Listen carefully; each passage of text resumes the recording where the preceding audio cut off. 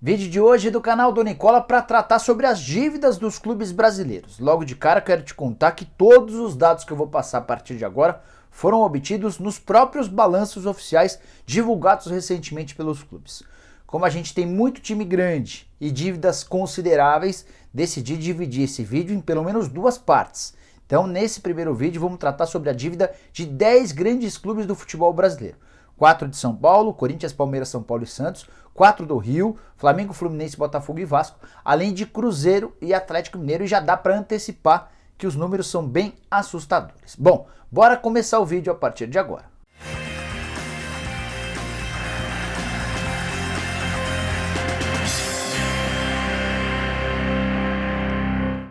Fala aí pessoal, sou o Jorge Nicola, bem-vindos a mais um vídeo do canal, bem legal ter vocês por aqui. Antes de passar as informações, só pedir para deixarem like e para se inscreverem no canal, apertando esse botãozinho vermelho de inscreva-se, combinado? Bom, bora começar o vídeo, não sem antes passar uma dica importante. Esse vídeo é patrocinado pela AGClub7.bet, casa de apostas brasileira, que tem como embaixadores Milene Domingues e Aloysio Chulapa. Na AGClub7.bet você aposta com segurança, com as melhores cotações e ainda ganha crédito de volta independentemente do resultado final. Isso mesmo, acertando ou errando você recebe uma quantia de volta para poder fazer mais apostas em várias modalidades que a AGClub7.bet oferece, como por exemplo futebol, basquete, esportes, cassino em português, entre outros.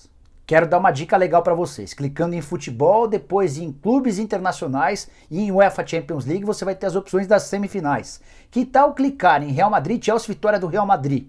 Por exemplo, colocando R$100, você pode ter um retorno de R$335. Bacana, hein? E tem mais. Se cadastrando agora pelo link que está na descrição desse vídeo, você ganha R$17 e garante 100%, até R$200 em crédito no seu primeiro depósito. E o melhor é que o crédito de aposta na AGClub7.bet não tem rollover, ou seja, não tem aquele monte de regra. É só apostar com cotação total acima de 2,50 e aproveitar os resultados gerados.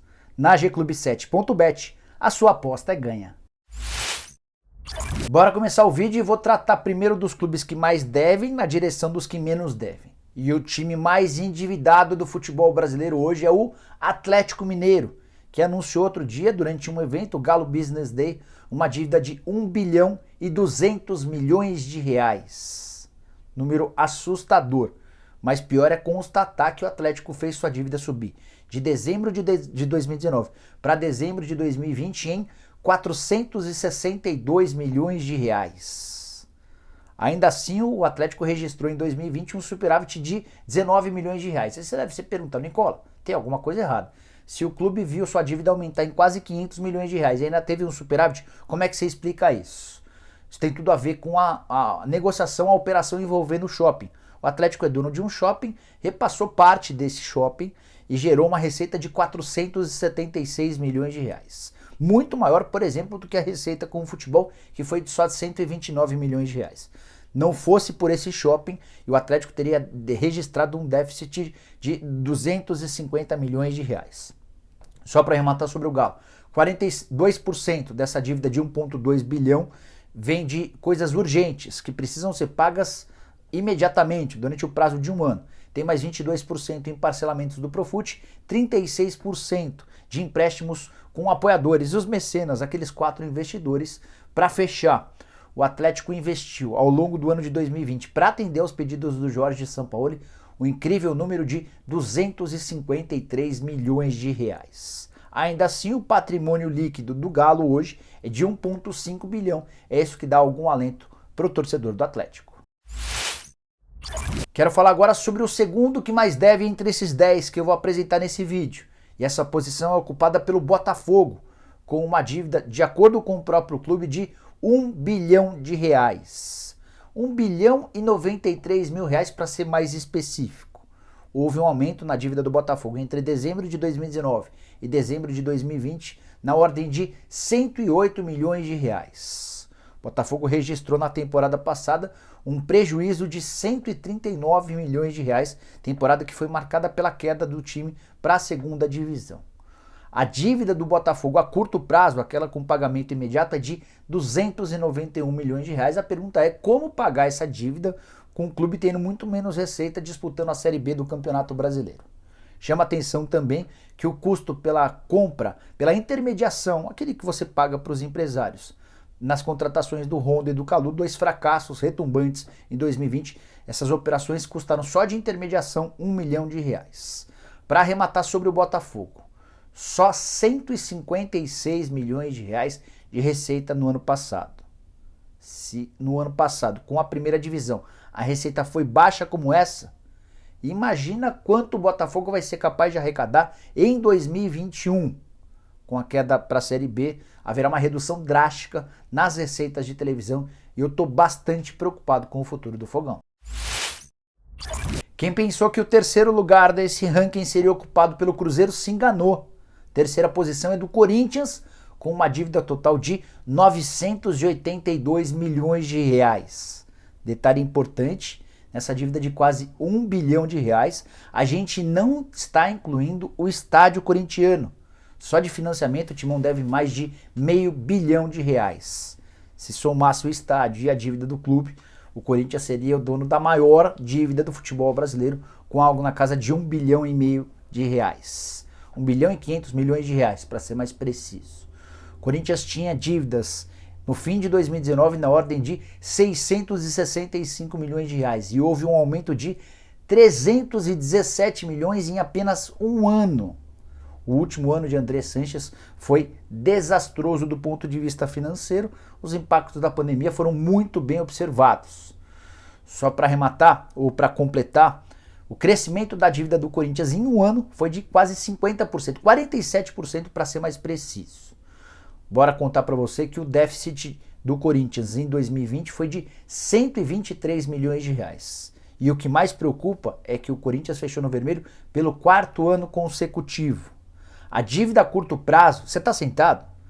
A dívida do Corinthians a curto prazo é de R$ 586 milhões, com empréstimos, fornecedores, direitos de imagem, encargos, impostos, tem inclusive algumas dívidas e cobranças na FIFA. Para arrematar, vendas de jogadores do Corinthians em 2020 garantiram R$ 189 milhões, número bastante expressivo. Pedrinho foi o grande responsável por essas cifras. E a grande constatação, ou a triste constatação, é que mesmo faturando quase 200 milhões com venda de atletas e mais 160 milhões com direitos de transmissão, o Corinthians ainda teve um aumento da dívida de forma estrondosa e está batendo próximo de R$ 1 bilhão de pendências. Bora falar agora sobre o quarto colocado desse ranking dos maiores devedores do futebol brasileiro. Agora sim aparece o Cruzeiro com uma dívida de R$ 897 milhões.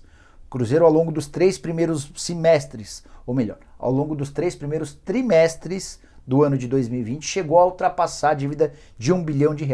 Mas graças a um acordo com a Procuradoria-Geral da Fazenda, conseguiu enxugar suas dívidas e bater próximo dos R$ 900 milhões, um acréscimo ao longo do ano de 2020 na ordem de R$ 94 milhões. Em um trecho do relatório, do balanço, a empresa que fez a auditoria do Cruzeiro chamou a atenção para, abre aspas, a incerteza significativa relacionada à continuidade operacional do clube, fecha aspas, em razão dos, abre aspas, sucessivos déficits nos últimos exercícios, fecha aspas. O prejuízo do Cruzeiro ao longo do ano de 2020 foi de R$ 226 milhões. 226 milhões em um ano de prejuízo. Se a gente somar o ano anterior, os déficits do Cruzeiro chegam a R$ 621 milhões. São números assombrosos. Talvez os números mais impressionantes de toda essa relação que a gente vai passar dos clubes brasileiros. Outra coisa importante, o Cruzeiro gastou com o futebol em 2020 R$ 250 milhões. É muito dinheiro para um time que disputou a Série B e não conseguiu subir. Impressionante. Tem mais. O Cruzeiro tem hoje uma dívida de R$ 128 milhões com empréstimos junto a bancos e pessoas físicas. Só com as pessoas físicas / jurídicas, e a gente pode entender boa parte dessa dívida com o Pedrinho BH, a pendência do Cruzeiro é de quase R$ 50 milhões, R$ 49,1 milhões para ser mais específico.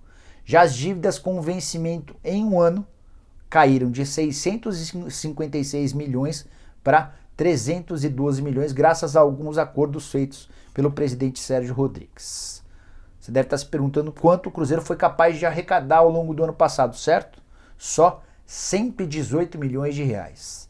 Uma redução de quase 60% na comparação com o ano anterior. A queda para a segunda divisão foi a grande explicação. O Cruzeiro havia arrecadado com TV em 2019 102 milhões de reais, caiu para 40 milhões no ano de 2020 por causa da queda para a Série B, acompanhada da pandemia da Covid-19, e deu esse estrago todo. Chegamos ao 5º lugar no ranking das maiores dívidas do futebol brasileiro, e essa posição é ocupada pelo Vasco da Gama, com dívidas de 832 milhões de reais.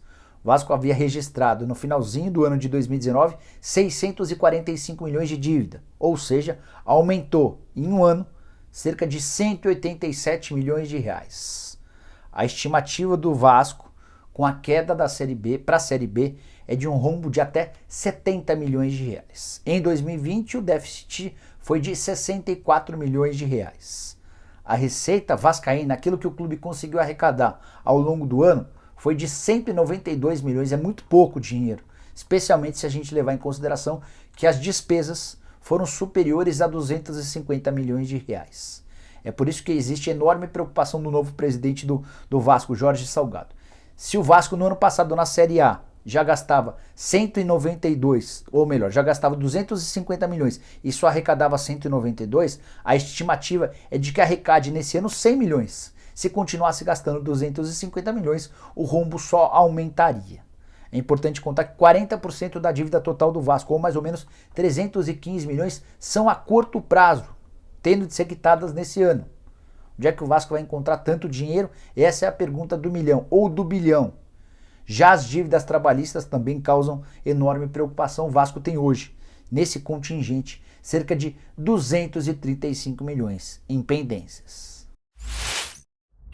Não vai perder as contas aí, hein? Bora falar agora sobre o 6º colocado nesse ranking de dívidas.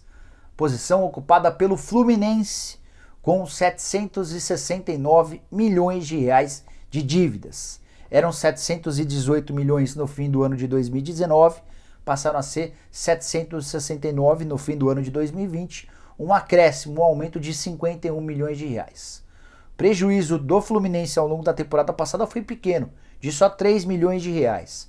É um clube que arrecada pouco, 183 milhões, mas gasta também pouco mais de 186 milhões. O problema é que a receita do Fluminense vem caindo. Em 2019, por exemplo, eram 250 milhões, foram só 183 milhões. Isso tem causado muita preocupação no presidente do clube, o Mário Bittencourt. Existem algumas explicações para a queda no faturamento, como por exemplo, queda de 52% na venda de atletas ao longo do ano. O Flu vendeu menos em 2020 do que em 2019. Muito fácil entender os motivos. A pandemia fez com que clubes no exterior tivessem menos capacidade para contratar, ou seja, até por isso o Flu faturou menos. O time também perdeu dinheiro com direitos de transmissão de TV. 80% da operação dos jogos também representou perdas. Você não tem mais sócio torcedor, você não tem mais bilheteria e tudo isso acaba diminuindo a tua capacidade de faturar. Só queria chamar a atenção para um ponto. O Fluminense registrou em seu próprio balanço que faturou 18 milhões de reais com a rescisão do contrato com a Globo pelo Campeonato Carioca. Haveria contrato até o fim desse ano, houve uma rescisão do contrato de forma amigável entre os grandes e a Globo, e o Flu faturou 18 milhões de reais, que deram uma bela salvada nas contas, não fosse por isso, e o prejuízo do Fluminense teria sido de 21 milhões de reais no ano passado. O 7º lugar no nosso ranking de dívidas, pelo menos nesse primeiro vídeo, é ocupado pelo Flamengo, 681 milhões de reais de pendências. O Fla registrou um acréscimo de 172 milhões em suas dívidas ao longo de um ano. Devia no fim de 2019 509 milhões de reais, passou a dever no fim de 2020 681 milhões de reais. Aí você deve se perguntar, ô Nicola, mas você vive dizendo que o Flamengo é o mais saudável do futebol brasileiro? E dá para continuar afirmando isso apesar dessa dívida grande. É que o Flamengo precisa de um ano de receitas para pagar sua dívida. Tem alguns clubes que precisam de 3 anos de receitas imaginando que toda essa grana que entrasse não fosse utilizada, fosse gasta somente com pagamentos de dívidas e esses clubes acabariam resolvendo seus problemas. É importante contar que essa dívida do Flamengo é pouco superior à receita de 2020. Em 2020 o Fla faturou 669 milhões de reais. Outro bom ponto para a gente debater. Flamengo de 2019, super campeão, aquela temporada perfeita, quase teve como receita 1 bilhão de reais. Ela caiu para 669 milhões de reais. Tem uma série de justificativas.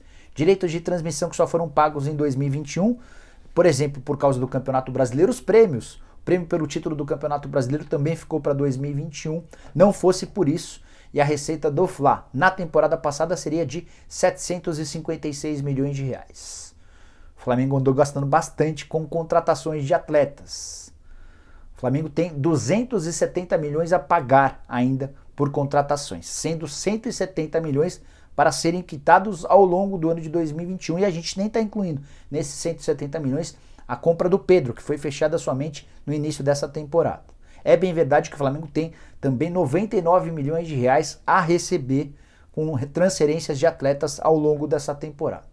Ainda assim vai precisar, no mês de julho, vender 1, 2, 3, quantos atletas forem necessários para arrecadar ou alcançar 90 milhões de reais. Se você quiser entender um pouquinho mais sobre as contas do clube, sobre marketing, publicidade, sugiro que você assista ao programa do Nicola dessa sexta-feira. A gente recebeu o Rodrigo Tostes, que é o vice-presidente financeiro, e o Gustavo Oliveira, que é o vice-presidente de comunicação e marketing.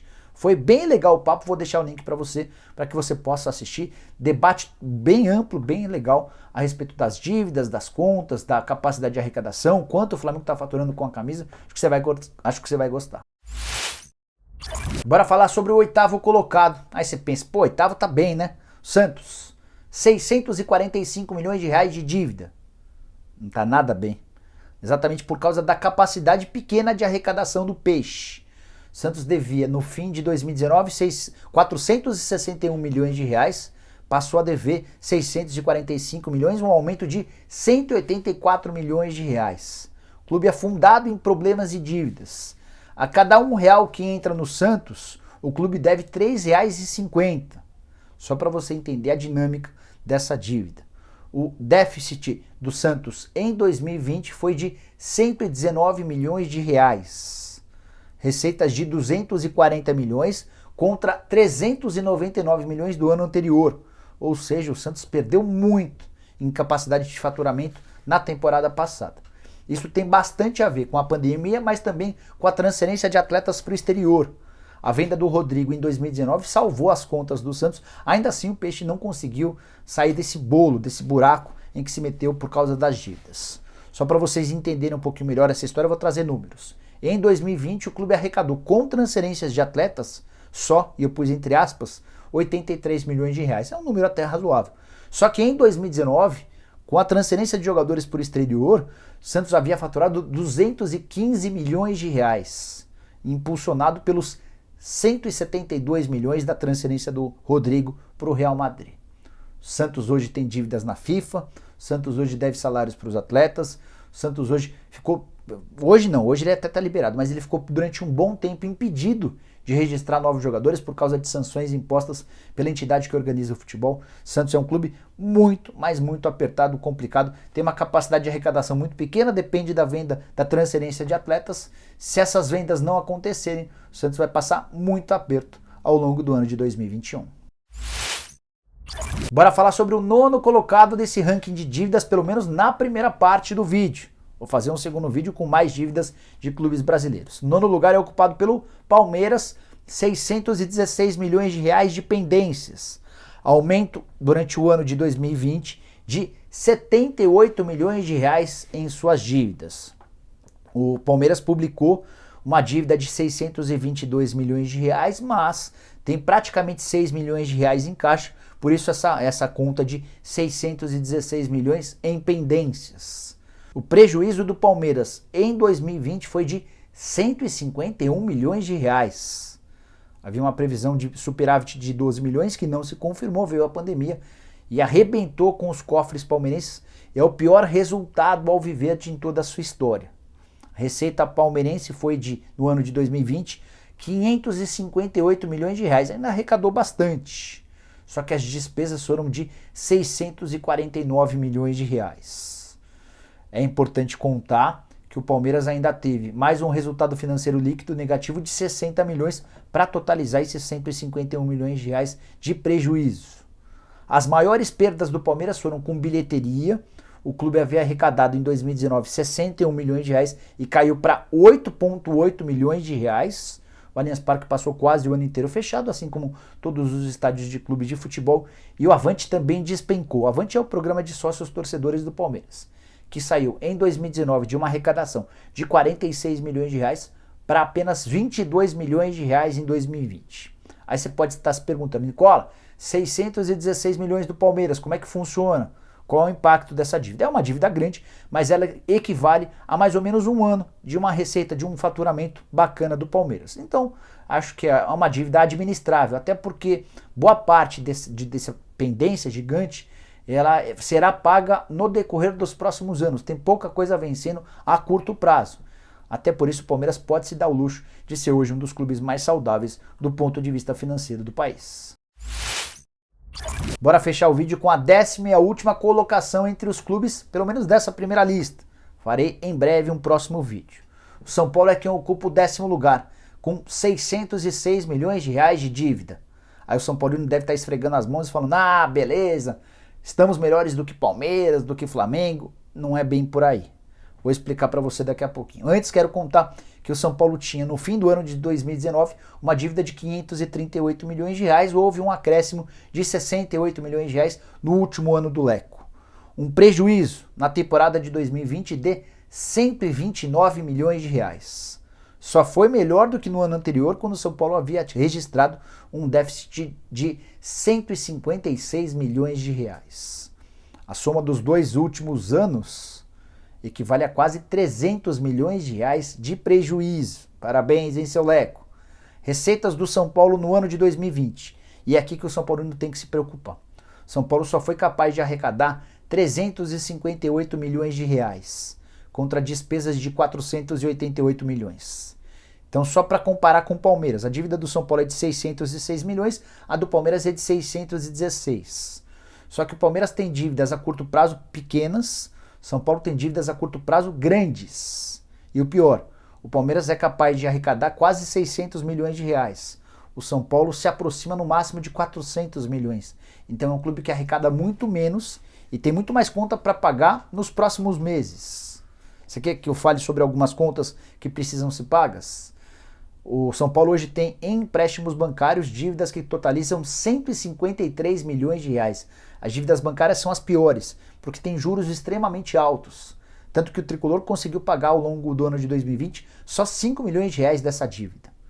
Outras pendências, 22 milhões de reais com o Dinamo de Kiev pela compra do Tietê, mais 22 milhões de reais com empresários, pagamentos de comissões que não foram feitas, 15 milhões para o Atlético Paranaense pelo Pablo, 12 milhões de reais com o Daniel Alves.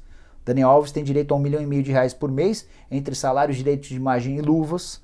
O São Paulo só conseguiu fazer o pagamento de parte dos salários em carteira e foi acumulando dívidas que hoje chegam na casa dos 12 milhões de reais. Tem mais 10 milhões com o Kaká, ou melhor, com o Orlando City, pelo repasse do Kaká. Essa dívida foi paga ao longo dos últimos dias, mas constava no balanço referente a dezembro de 2020, que é quando a gente está citando todos esses problemas. Sócio-torcedor, bilheteria e patrocínio registraram enormes perdas ao longo da temporada de 2020. Tudo caindo vertiginosamente. O São Paulo e o Júlio Casares vão precisar se reinventar, criar uma série de processos novos, enxugar custos, para que o Tricolor possa voltar a ter dias um pouquinho mais tranquilos. Bom, pessoal, eram todas essas as dívidas que eu queria dividir com vocês na manhã desse sábado. Prometo voltar, talvez no sábado à tarde ou em algum dia próximo, com mais dívidas, com mais balanços. Estou analisando caso a caso para contar e trazer informações para vocês mais detalhadas possíveis. Se você quer que o seu clube tenha os balanços divulgados por aqui, use o espaço nos comentários para escrever, para dizer, para deixar a sua mensagem. Também queria saber, você que teve o balanço do seu clube divulgado por aqui, o que mais te impressionou? O que mais chamou a atenção? Use o espaço para comentários para deixar a sua opinião. Não esquece de deixar like e de se inscrever no canal. Se você ainda não se inscreveu, é só apertar esse botãozinho vermelho de inscreva-se. Combinado? A gente se vê, tchau, tchau.